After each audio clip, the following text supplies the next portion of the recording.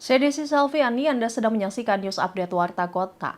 Komisi 8 DPR RI melakukan rapat kerja dan RDP membahas evaluasi dan laporan keuangan penyelenggara Haji 2024 pada Senin 28 Oktober. Turut hadir Menteri Agama Nasaruddin Umar. Wakil Ketua Komisi 8 DPR Abdul Wahid menyebut ada sejumlah permasalahan penyelenggaraan haji yang terjadi di tahun-tahun sebelumnya. Ia turut menyoroti langkah Menteri Agama terdahulu Yakut Khalil Qaumas yang menaikkan kontrak-kontrak tanpa sepengetahuan DPR. Menurutnya selama kepemimpinan Yakut, DPR dianggap seperti anak bawang. Seharusnya saat itu Komisi 8 akan meramaikan kasus di Menteri Agama, namun langkah itu diurungkan lantaran mereka menghargai Presiden ke-7 Joko Widodo. Abdul lantas meminta Nasaruddin mengevaluasi internal Menteri Agama. Selain itu tadi sampaikan teman-teman adalah regulator dan eksekutor. Karena terus terang ini masalah haji ini sangat kompleks sekali. Kasus 2023 yang terjadi kasus di Arafah dan Musdalifah. Itu sebenarnya kami di Komisi 8 itu menghendaki adanya kita langsung rapat evaluasi masa haji. Tapi karena waktunya dari Kementerian Agama dan jadwalnya begitu ketat, sampai kita menjelang haji baru kita rapatkan bahasan. Untuk evaluasi 2023 pun tidak terlaksana, sehingga kita akhirnya berbicara kaitannya dengan persiapan haji 2024.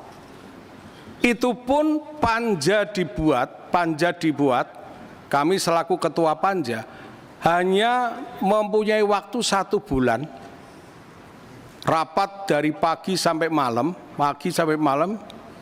membahas masalah panja, dan panja sendiri itu kami akui tidak menghasilkan satu hasil panja yang komprehensif.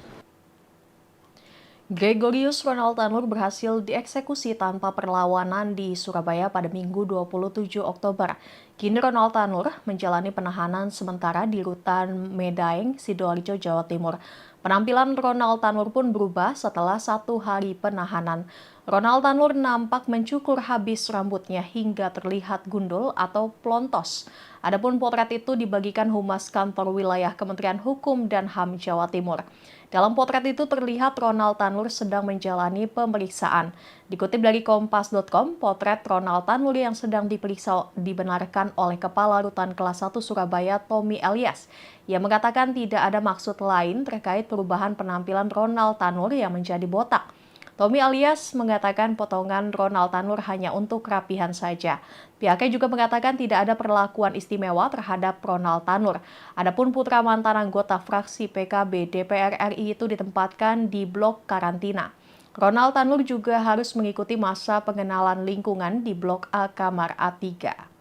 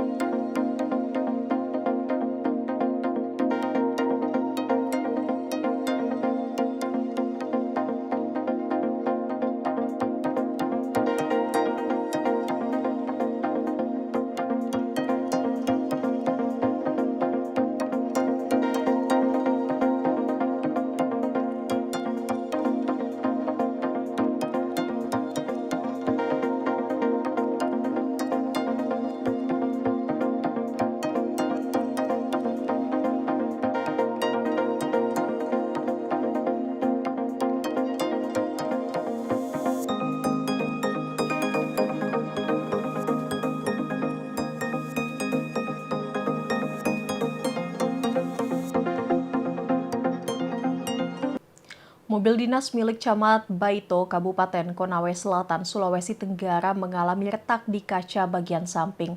Muncul dugaan bahwa retaknya kaca mobil tersebut karena menjadi sasaran pelemparan orang tak dikenal. Untuk diketahui, mobil tersebut sempat digunakan untuk mengantarkan guru honorer Supriyani ke Pengadilan Negeri Andolo. Insiden ini terjadi pada Senin 28 Oktober sekira pukul 2:30 sore. Peristiwa tersebut diketahui oleh PJ Kepala Desa Ahuhang Guluri, Herwan Malengga yang meminjam mobil tersebut. Herwan mengungkapkan saat dirinya dalam perjalanan kembali ke kantor Camat Baito terdengar bunyi di bagian jendela kaca. Penasaran dengan bunyi tersebut, Herwan menepikan kendaraan untuk memeriksa kondisi. Herwan lantas mendapati kaca tersebut dalam keadaan retak nyaris pecah. Muncul isu soal dugaan penembakan, namun Herwan membantahnya. Menurut Herwan, saat ini setelah kejadian, dirinya melihat warga menunjuk seseorang yang berlari ke arah semak-semak. Herwan pun sempat mengejarnya, namun tak mendapatkannya.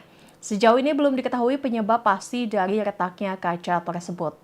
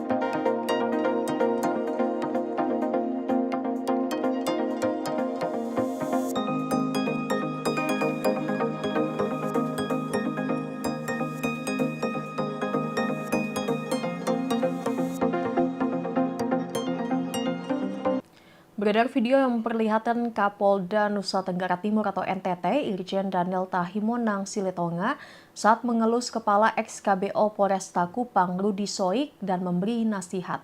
Momen itu terjadi seusai rapat dengar pendapat atau RDP dengan Komisi 3 DPR RI di Gedung Parlemen Senayan, Jakarta pada Senin 28 Oktober. Nampak Daniel mengusap kepala Rudi Soik, kemudian memberikannya nasihat. Daniel mengatakan bahwa Rudi Soik sendirilah yang menentukan karirnya. Kapolda NTT itu menegaskan hanya menandatangani PTDH Rudi Soik dan mengungkapkan tetap menyayangi ex anak buahnya itu.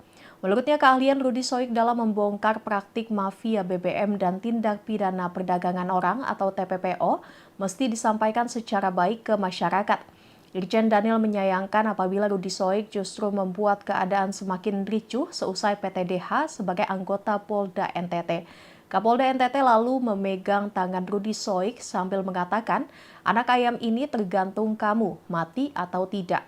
Sementara tidak ada sepatah kata pun yang disampaikan Rudi Soik saat dinasihati oleh Irjen Daniel. Untuk informasi, Rudi Soik dijatuhi sanksi pemecatan atau pemberhentian tidak dengan hormat atau PTDH sebagai anggota Polda NTT. Sidang PTDH Rudi Soik digelar di ruangan Direktorat Tahti Lantai 2 Polda NTT dalam pelaksanaan sidang Komisi Kode Etik Polri Jumat 11 Oktober lalu. Isu yang berkembang, Rudi Soik dipecat lantaran mengungkap perkara mafia BBM. Rudi Soik dinilai melakukan pelanggaran kode etik prosedur penyelidikan. Ia diduga memasang garis polisi pada drum dan jerigen kosong di dua lokasi berbeda. Rudi dinilai tidak profesional dalam melakukan penyelidikan BBM bersubsidi.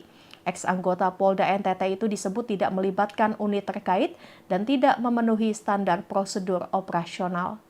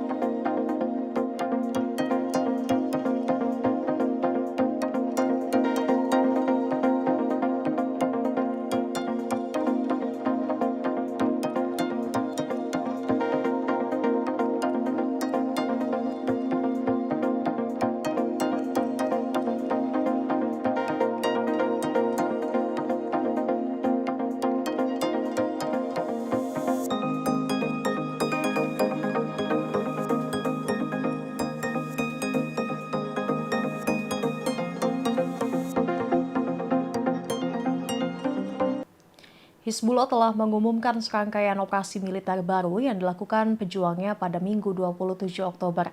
Dalam serangan tersebut, pasukan perlawanan Islam melawan pesawat tak berawak Harmas 900 Israel di wilayah Beka Barat. Melansir Almayeden.net, Senin 28 Oktober, serangan tersebut diketahui telah dimulai dari pukul setengah 8 pagi hingga 10 malam. Bersamaan dengan itu, unit media militer perlawanan Islam turut memposting rekaman perlawanan Hizbullah yang menyasar tentara IDF di pemukiman Shomerah Utara Palestina.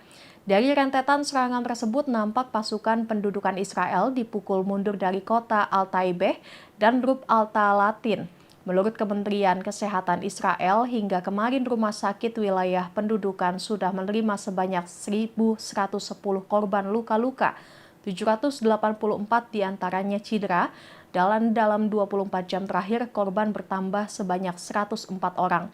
23 tentara Israel diketahui juga tewas. Di sisi lain, faksi perlawanan Islam menyatakan bahwa jumlah korban sebenarnya jauh lebih banyak dari laporan yang diberitakan oleh media Israel.